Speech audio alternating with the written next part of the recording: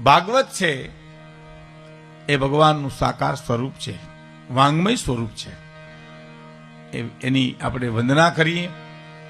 ડોંગરેજ બાપા તો એમ કહેતા કે રામાયણ છે એ જીવન સુધારવાનો ગ્રંથ છે અને ભાગવત છે એ મૃત્યુ સુધારવાનો ગ્રંથ છે. સાહેબ, બહુ મોટી વાત છે. એક વાત મને ગમે છે, નાનકડી કહું તમને, કે કંસને પણ ખબર હતી કે દેવકીનું 8મું સંતાન મારો કાળ છે, અને પરીક્ષિતને પણ ખબર હતી કે 7મે દિવસે મને તક્ષક નાગ કરડવાનો છે. બેયને મૃત્યુની જાણ હતી. સાહેબ, કંસને પણ ખબર છે કે દેવકીનું 8મું સંતાન મારો કાળ છે, પરીક્ષિતને પણ ખબર છે 7મે દિવસે મને તક્ષક નાગ કરડવાનો છે. પણ હવે સાંભળજો મિત્રો, જે સંતોએ એના અર્થ કર્યા છે, કંસ મોતને પકડવાના પ્રયત્ન કરે છે, પરીક્ષિત છે એ મૃત્યુને સુધારવાના પ્રયત્ન કરે છે.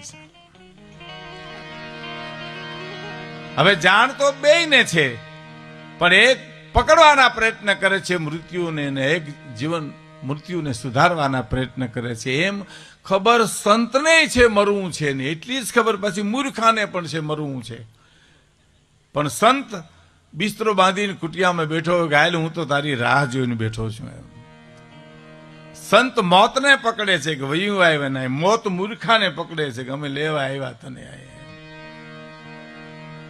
એમ ભાગવત છે એ તો ભગવાનનું સાકાર સ્વરૂપ છે.